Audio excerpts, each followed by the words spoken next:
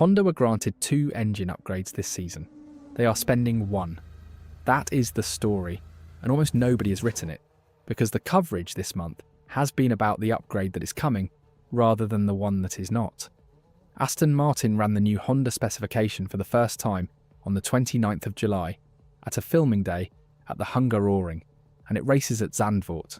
Good news, deserved news, and a team that has had a miserable year finally getting something.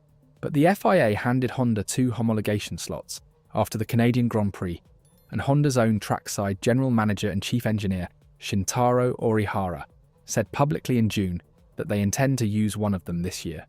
Not because the regulation stops them, because Sakura decided. We are breaking this into 3 parts. What a token actually is, which is narrower than the word suggests. Why the second one is sitting there, unspent. And what that decision cost Aston Martin between now and December.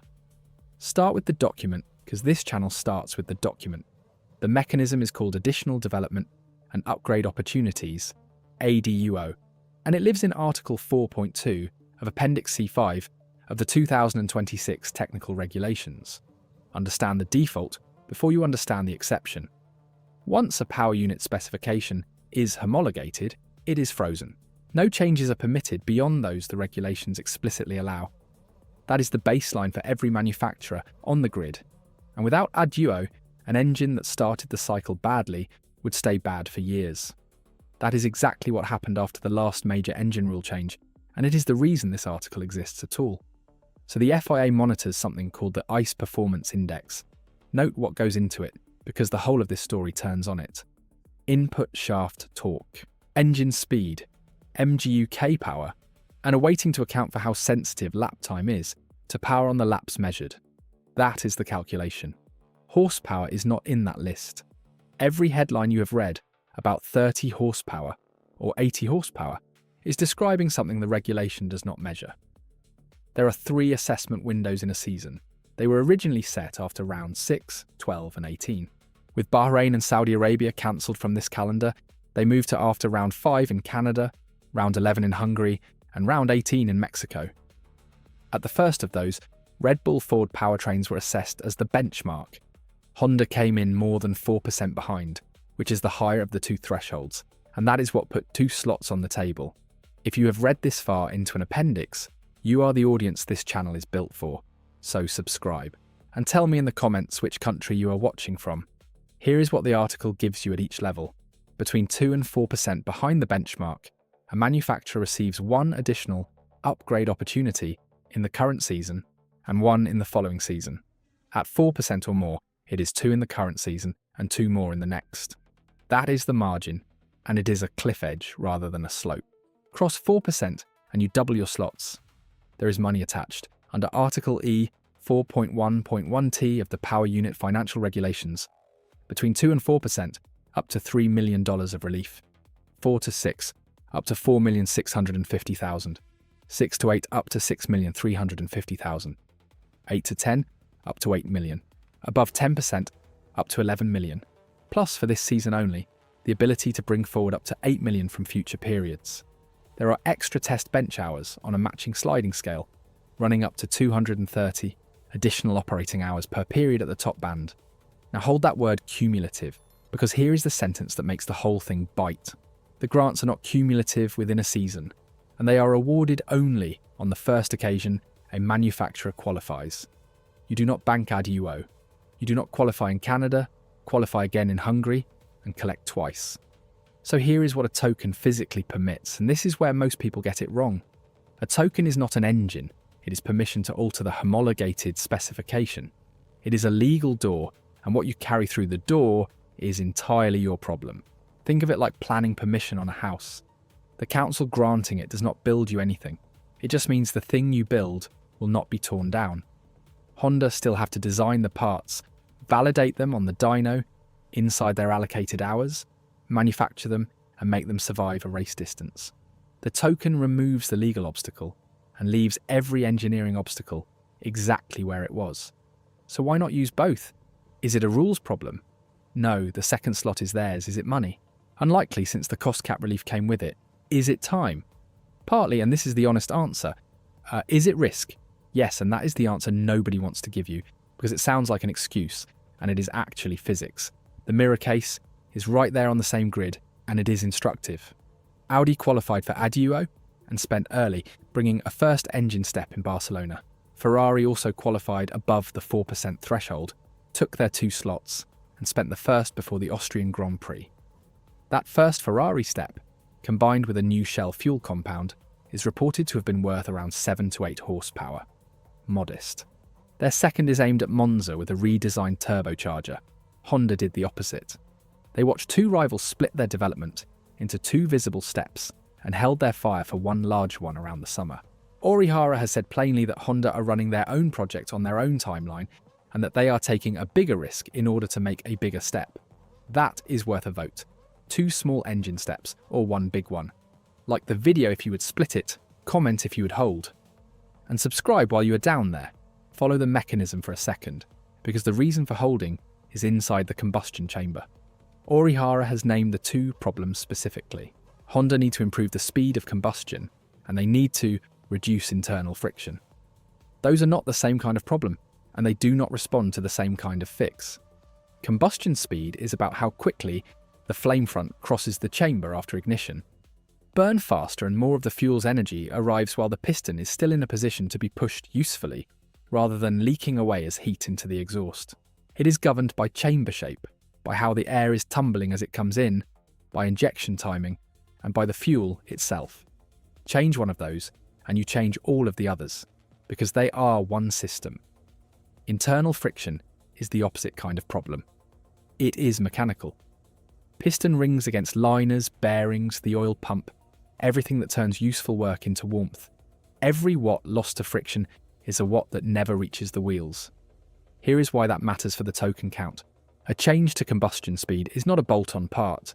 It is a change to the architecture of the burn, and once you alter it, the calibration, the knock margin, the cooling load and the reliability window all move with it. You cannot make half of that change in July and the other half in September, because the half change is not a valid engine. It is a compromise between 2 designs, and it will be worse than either. Now convert that into the decision. 2 tokens is not 2 chances at the same fix. It is 1 chance at a coherent redesign, plus 1 chance at something smaller afterwards. If the redesign is the thing you actually need, the second token has nothing left to do that is worth the risk of touching a specification that is finally working. The neighbouring part is the chassis, and this year it was not a neighbour, it was a collision. Honda's engine opened this season with severe vibration problems, and the interaction between the power unit and Aston Martin's late arriving chassis made them worse. The drivers were the sensor. Fernando Alonso and Lance Stroll were dealing with vibration that made a full race distance genuinely difficult. And it was at its worst early in the year. That is the context for the caution. When a manufacturer has spent 5 months proving that 2 components can make each other worse, the appetite for changing one of them twice in 3 months is not high, and there is a resource answer sitting underneath all of this. Motorsport.com reported that Sakura split its people into 2 groups, one working on the ADUO upgraded power unit for August, the other already working on 2027. That is not a hedge. That is a manufacturer that has decided this season is a write-off in performance terms and is buying next year with the staff it has. Now the maths, and I am showing my working because only some of it is sourced. Honda hold 2 tokens for this season and 2 more for next. They are spending 1 now. That leaves 1 slot in 2026 that expires with the season, since grants are not cumulative and cannot be carried. So the real accounting is that Honda are declining one of 4 available legal openings across 2 years, and doing it in the year where the deficit is largest. There is a reported figure I want to handle carefully.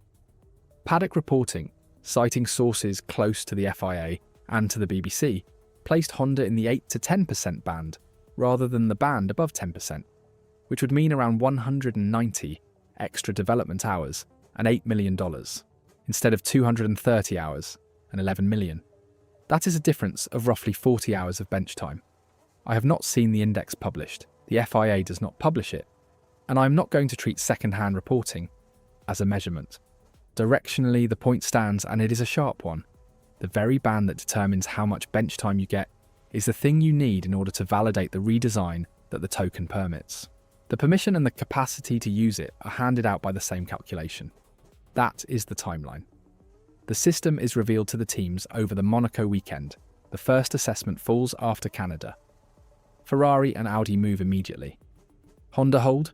Aston Martin brings 16 chassis developments to the Hungarian Grand Prix, and Alonso reaches Q2 for the first time this season, finishing 13th with Stroll 14th. 3 days later, on the 29th of July, the new engine runs its first kilometres on a filming day, capped at 200 kilometres, and it was Aston Martin's second and final filming day of the year. Adrian Newey has said further chassis steps follow at Zandvoort, Monza and Baku. Here is the question nobody asked this week. Everyone asked whether the Honda engine will be quick enough at Zandvoort. Nobody asked what happens to the unused slot. Because if Honda spend one token and the result is good but incomplete, they have a second door standing open with roughly 3 months of season behind it and no ability to carry it into next year. I do not know what they do with it, and neither does anyone in public. Orihara has not been asked the question directly. Before the last part, this is where the decision actually costs them, so stay with me. Physically, here is the trap. The token permits a homologation change. It does not permit unlimited validation. Bench hours are allocated, and they are allocated by the same deficit band that granted the token. So a manufacturer in Honda's position receives permission to make a large change and a fixed, finite amount of time to prove it will not break. A larger change consumes more of that time, not less, because there are more interactions to test. Follow that through. Honda chose one big step over 2 small ones, which is the correct engineering call for a combustion redesign. But a bigger change, validated inside the same hour. Allocation means each individual interaction gets less bench time than it would in a smaller change. The upside is larger and the confidence behind it is thinner. That is the hidden cost, and it is the same trade in both directions. There is a second cost, and it is the one that shows up on a Sunday. Aston Martin now have a chassis that works, following the Hungary package, and an engine specification that has run 200 kilometres on a filming day, and nothing more. A filming day is not a test. It is a shakedown at limited mileage, and it tells you the thing starts, runs, and does not immediately brake. It tells you very little about a full race distance in traffic, with the energy system under load. Zandvoort is where they find that out, and it is a sprint weekend, which means one practice session, fewer than normal to find out in. The strongest argument against everything I have said is this. Honda may simply have looked at the calendar and concluded that a second step could not be designed, validated, and manufactured in the weeks remaining, and that declining it was not a choice at all, but an arithmetic result. On that reading, there is no strategy here, just a deadline. I cannot disprove it, because Honda have not published a development schedule, and no one outside Sakura knows what their lead times look like on this power unit. If that is the answer, then the interesting question moves to why the lead times are that long, and that is a different video. If I stick my neck out, I do not expect Honda to spend the second token this season. I expect it to lapse, and I expect the 2027 slots to be where the real work lands, because that is what splitting the Sakura workforce tells you.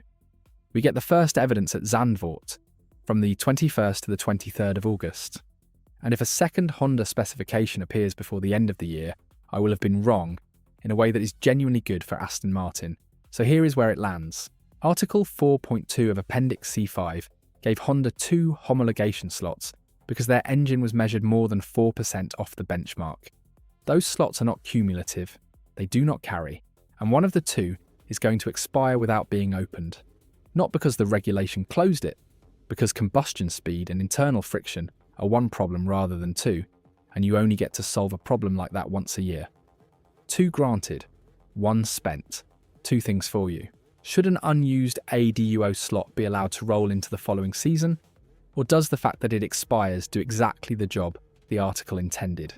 Name your position, and tell me which manufacturer you think qualifies at the third assessment window, after Mexico. Next up, I am doing what a homologation change legally permits you to alter, and what stays frozen even with a token in hand. Because that boundary is the whole reason a token is worth less than people think. That one is later this week, so subscribe if you want it. Leave a like if the article number was useful. Until the next one.